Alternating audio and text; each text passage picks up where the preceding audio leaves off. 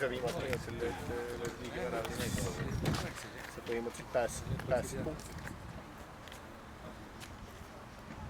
Mängupilt oli ka suhteliselt normaalne või? Noh, eks see Palavus mängis natuke rolli, loomulikult Levadia oli enesekindel ja palliga. Aga need niisugused väiksed eksimused, konsultatsiooni probleemid maksid meile väga kurjast kätt, aga hea, et lõpuks suutsime nagu selle punkti ära. Võrdlen see eelmise mänguga Tartus 0-5, mis siis täna teisiti oli? Mäng oli 4-1, aga oli? Jah. Aha.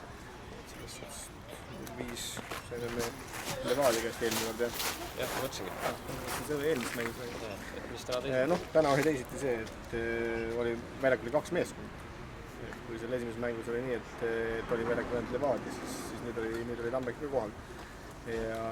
Ja tulemus oli ka vastav.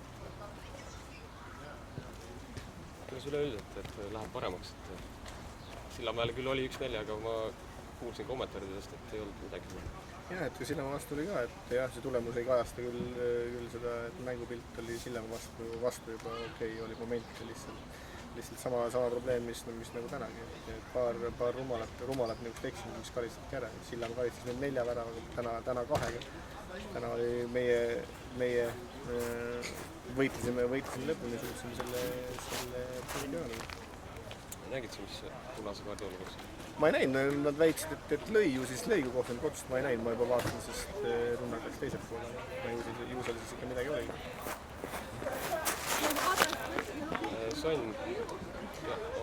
Jah, ta läänas oma õppiliigest, et siin paari päeva selgub, mis kui tõsine see asi on.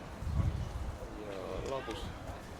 No ma ootan teda pikki silmi tagasi, aga eks ta peaks kõige parema prognoosi järgi hakkama järgmine nädal vist meeskonna tegema. Ei ole selles 100%.